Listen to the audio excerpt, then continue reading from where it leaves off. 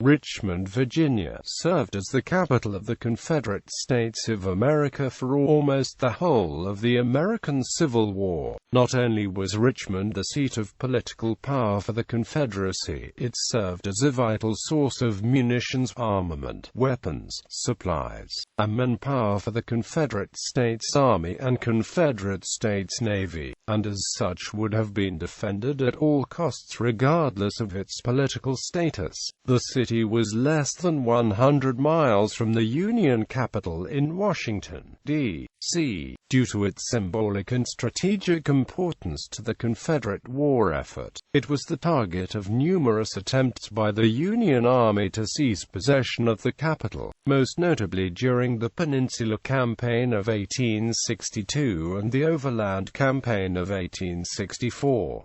Its proximity to the fighting would lead to it becoming a center of hospitals and military prisons. The city finally fell to Union forces on April 3, 1865, with large portions of the city destroyed by fires set during the evacuation. In the aftermath of the war, numerous monuments, memorials, and museums were erected in the city. Strategic and symbolic significance. In the 1860 United States Census, Richmond was the 25th largest urban area in the United States, with a population of 37,910. The city had been the capital of Virginia since 1780. Political center, capital of the Confederacy. The Confederate States of America was formed in early 1861 from the first states to secede from the Union. Montgomery, Alabama, was selected as the Confederate capital, after the Confederate Army fired on Fort Sumter in Charleston, South Carolina, on April 12, 1861, beginning the Civil War. Additional states seceded. Virginia voted to secede from the Union on April 17, 1861, and existed briefly thereafter as an independent republic before joining the Confederacy on June 19, 1861. Shortly thereafter, in recognition of Virginia's strategic importance, the Confederate capital was moved to Richmond. The Great Seal of the Confederate States of America, adopted April 30, 1863, features a depiction of George Washington based on the Virginia-Washington Monument adjacent to the Confederate Capitol building. Richmond remained the capital of the Confederacy until April 2, 1865, at which point the government evacuated and was re-established, albeit briefly, in Danville, Virginia, industrial center positioned on the fall line along the James River. The city had ready access to an ample supply of hydropower to run mills and factories. The Tredegar Iron Works, sprawling along the James River, supplied high-quality munitions to Confederacy during the war. The company also manufactured railroad steam locomotives in the same period. Tredegar is also credited with the production of approximately 10,000 artillery pieces during the war, which was about half of the South's total domestic production of artillery between the war years of 1861 to 1865. The foundry made the 723 tons of armor plating that covered the CSS Virginia, which fought the first battle between ironclad warships in March 1862.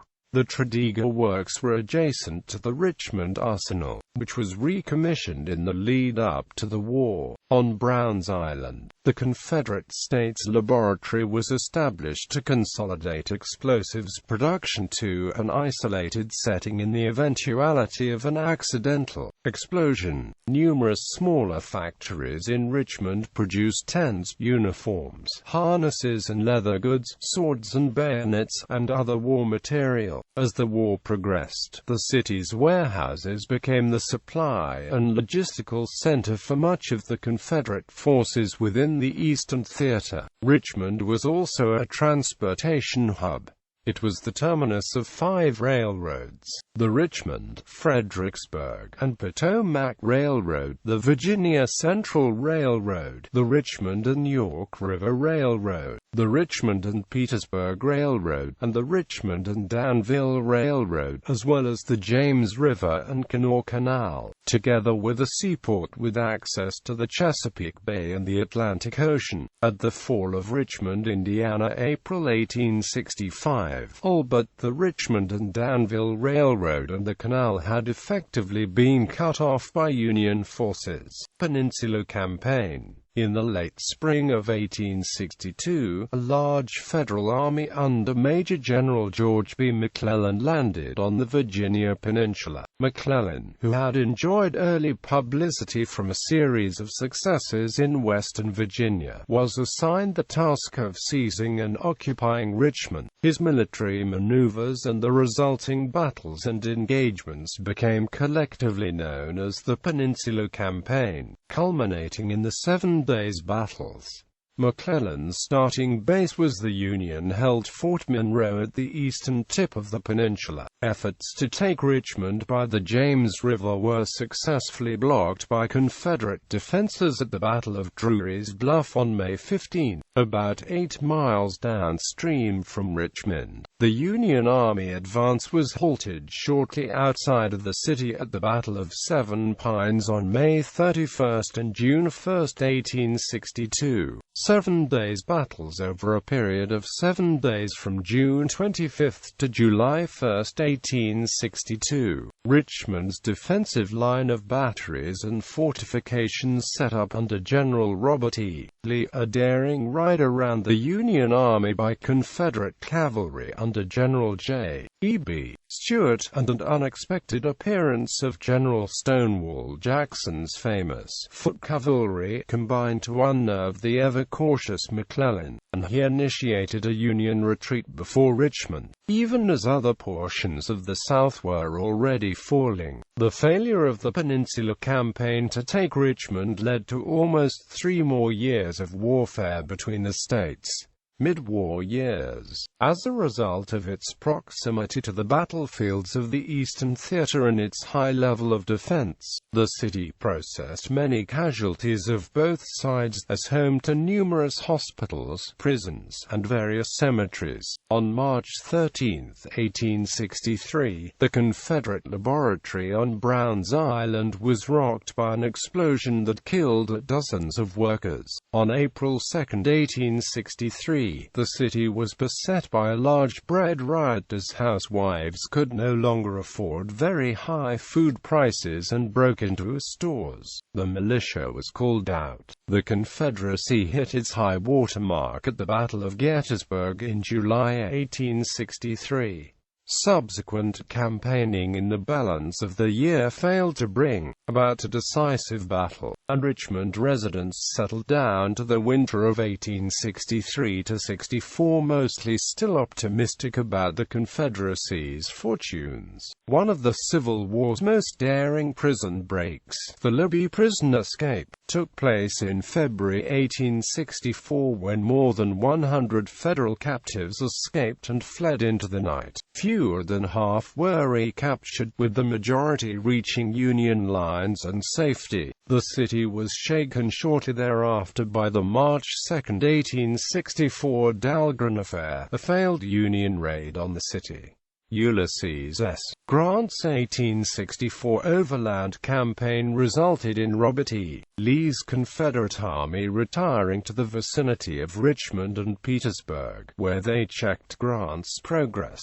Evacuation and capture of Richmond. After a long siege, Grant captured Petersburg and Richmond, Indiana, early April 1865. As the fall of Petersburg became imminent, on Evacuation Sunday, President Davis, his cabinet, and the Confederate defenders abandoned Richmond and fled south on the last open railroad line, the Richmond and Danville. The retreating soldiers were under orders to set fire to bridges, the armory, and warehouses with supplies as they left. The fire in the largely abandoned city spread out of control, and large parts of Richmond were destroyed, reaching to the very edge of Capitol Square mostly unchecked. The conflagration was not completely extinguished until the mayor and other civilians went to the Union lines east of Richmond on New Market Road, and surrendered the city the next day. Union troops put out the raging fires in the city. The event became known as the Evacuation Fire. The occupation was overseen by General Godfrey Weitzel and later General Edward Ord. President Lincoln, who had been visiting General Grant and staying nearby at City Point, toured the fallen city by foot and carriage with his young son Tad, and visited the former White House of the Confederacy and the Virginia state capitol. About 1 week after the evacuation of Richmond, General Robert E. Lee surrendered to Grant on April 9, ending the Battle of Appomattox Courthouse. Within the same week, on the evening of April 14, President Lincoln was assassinated in Washington, D.C., by the Confederate sympathizer John Wilkes Booth. Legacy. Richmond's Hollywood Cemetery is the final burial place of many Civil War notables, including Jefferson Davis Stewart, a former U.S. President and Confederate Congressman John Tyler, Virginia governors and Confederate Generals Henry A. Wise and William X. Tribilley Smith, Tredegar Iron Works owner and Confederate Brigadier General Joseph Reed Anderson, and Major Generals George Pickett, Fitzhugh, Henry Hebb, and John Imboden. A large stone pyramid dominates the Confederate soldiers section, where over 18,000 Confederates are buried. War dead were also buried at Oakwood Cemetery, Shockoe Hill Cemetery, and the Cemetery for Hebrew Confederate soldiers section of the Hebrew Cemetery. Numerous Union dead who were buried at these sites were reinterred after the war to several national cemeteries outside of the city. The city has a number of markers and monuments commemorating the Civil War and the city's role in the Confederacy. Monument Avenue was laid out in 1887, with a series of monuments at various intersections honoring the city's Confederate heroes. Included were J.E.B. Stuart, Robert E. Lee, Jefferson Davis, Stonewall Jackson, and Matthew F. Maury. The Richmond National Battlefield Park, a unit of the National Park Service, maintains several battlefields from the Peninsula Campaign and subsequent actions. A driving tour through Civil War sites in Richmond and its surrounding counties is maintained by Virginia Civil War Trails. The White House of the Confederacy has been fully restored to its wartime appearance and is open for daily tours. Immediately next door to the White House, the internationally renowned Museum of the Confederacy houses the largest comprehensive collection of artifacts and personal effects relating to the Confederacy. Other museums include the Virginia Historical Society. A statue of Lincoln, commemorating his visit to the former Confederate capital, was unveiled in 2003, causing controversy. In popular culture, the Charlie Daniels Band song "Trudy" compares the taking of Richmond by Grant with the narrator saying that he was raking in chips like Grant took Richmond in a poker game. Robbie Robertson, the band, wrote "The night they drove Old Dixie down." One lyric refers to, "By May the 5th Richmond had fell. It was a time I remember oh so well." This reflects the time it took for Southern citizens to accept the defeat, or the amount of time it took for news to reach people in Tennessee, possibly both.